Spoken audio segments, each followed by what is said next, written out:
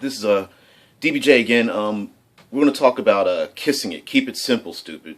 And how do I really mean to call anybody stupid, but the worst thing you can do with an eclipse phase is try to make things too complicated.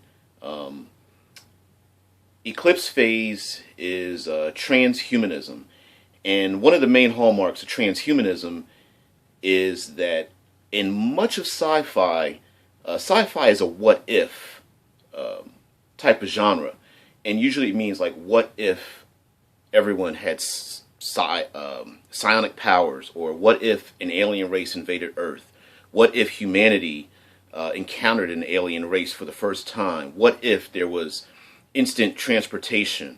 Or what if people had cybernetics?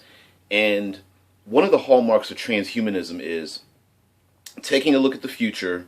What are the possibilities within 100 years, 200 years from now, and exploring all of the possibilities.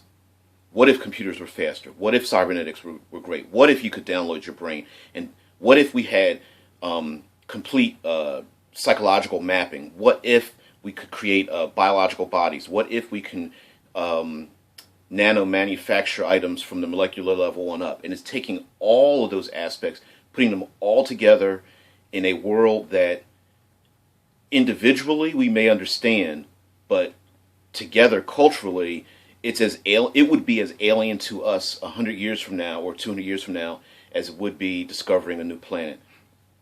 And because of using all those elements, Eclipse Phase and GURPS Transhuman has fully explored our own solar system, making the case that all the 8 planets plus the big brother of Pluto, all of the, hey kitty, all the moons that surround many of our planets, and the numerous habitats that would exist by that time.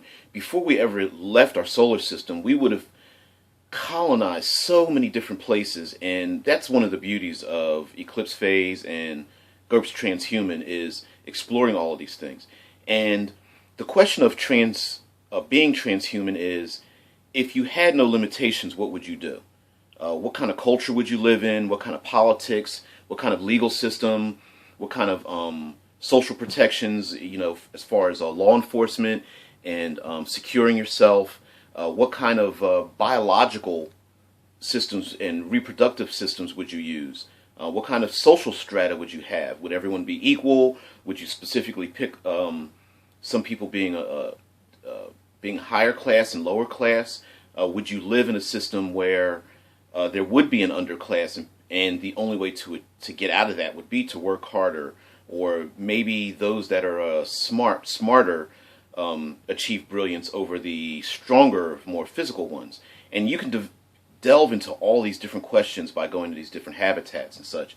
And so, if you really want to think about Eclipse Phase and transhuman space, think of it like Dungeons and Dragons, where you have, and I'm making the complete comparison because usually in most medieval games you have a big map, you have a number of different countries, and they all have their different methodologies. Eclipse Phase is exactly the same way.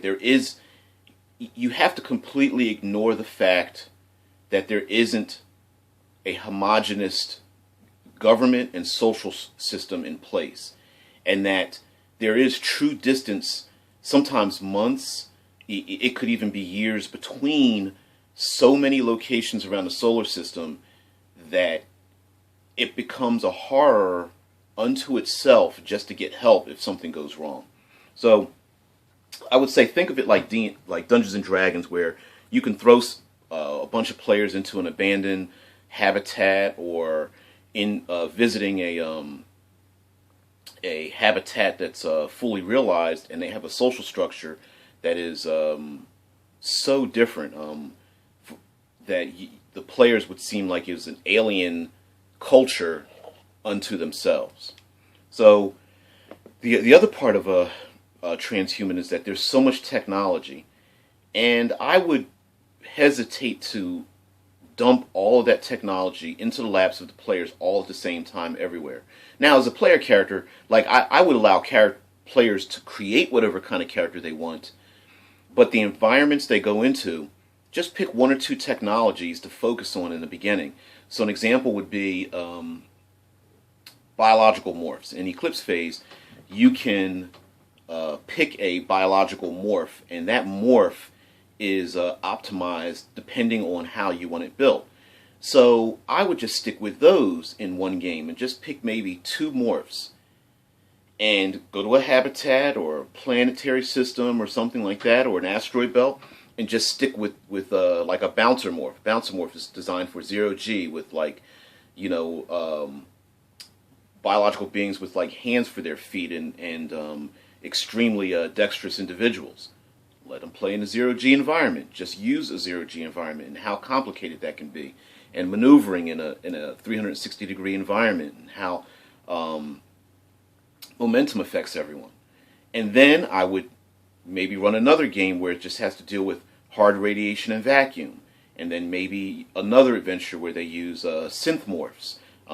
Those are mechanical morphs where everyone is in a hardened mechanical shell for some reason. I would just try to focus it down and keep it really simple. It is such a huge world that you can become it can be overwhelming to include everything all the time. Keep it small, keep it simple.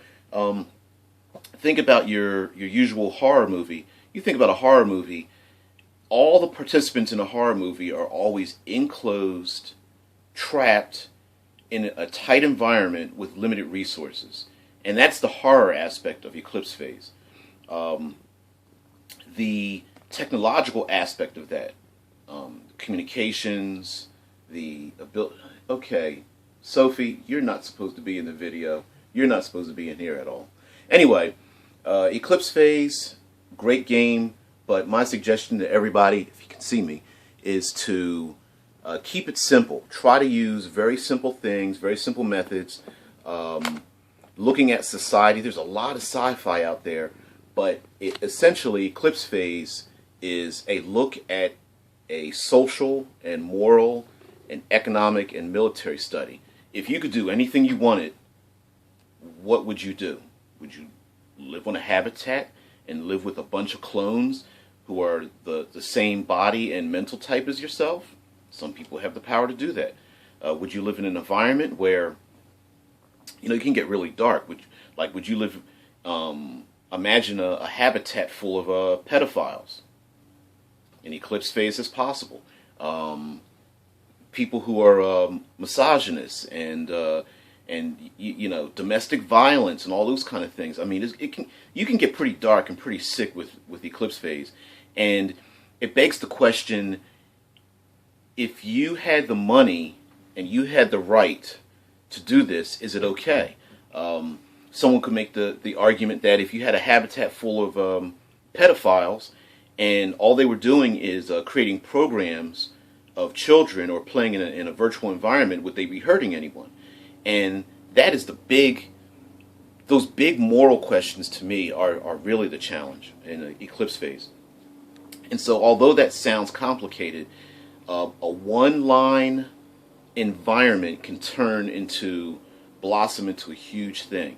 The example would be the player characters have to defend the rights of a habitat full of pedophiles. And you know, that game could last 5 seconds while characters put explosives on the habitat and blow it to Kingdom Come. But would they have the right to do that if one individual, very rich, purchased the habitat, purchased some software, and started making programs in a VR environment? You can get pretty sick. So, lastly, just keep it simple. Just you want to kiss it all the time in that game. There's so much stuff. As far as rules like sanity and re-sleeving and ego casting and things like that, I would start to include those in little bits and pieces till I start to learn how to do the rules. I understand that is another huge part of the system, but you really have to keep the rules a little bit tighter and a little bit smoother. And sure, you may have to kind of go back and go, well, hey guys, this time you really have to make a sanity roll, even though we haven't done it in the past 4 games.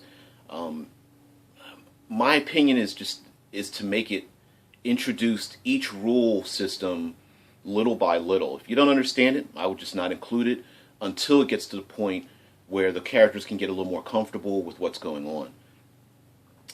One last thing about keeping it simple is there's a lot of metagame aspects that can cause trouble, especially when you have characters. Let's say they go on a suicide mission. They send forks to themselves. They go on a suicide mission. They retrieve the information, and all the characters then are killed. The original copies of those characters will never remember what happened in that game and could not act on information. And so there's a lot of like what some people call it the game of reset, where you get to go back and reset yourself at your last save point. The player characters are not, just because of how the game is set, you may not be your character could go on any number of missions and not remember anything that happened. May not remember that their hated enemy is now their ally, and you've got to metagame the fact that, yeah, this guy's a complete bastard, but you don't know it yet, even though you've encountered this person 3 times. So it can get a little complicated, and if you have a number of players that are not very good at separating player knowledge from character knowledge, it can be a difficult game to do. So let me reinforce: Eclipse Phase, keep it simple, guys. You got to keep it simple. I'm going to do a couple of more breakdowns for Eclipse Phase, but I love that game, and I've always been interested in, and still am interested in transhumanism, about the idea that all technologies and all human development is accelerating at the same pace and rate, so that as, say, space travel advances, so does computer programming, so does mind emulations, AI development, uplifting of animal intelligence, biological studies. All of these technologies would increase at the same rate and exist at the same time. So anyway, guys, I know I kind of rambled a little bit on Eclipse Phase, but lastly, just keep it simple, and always be creative. Don't be a destroyer.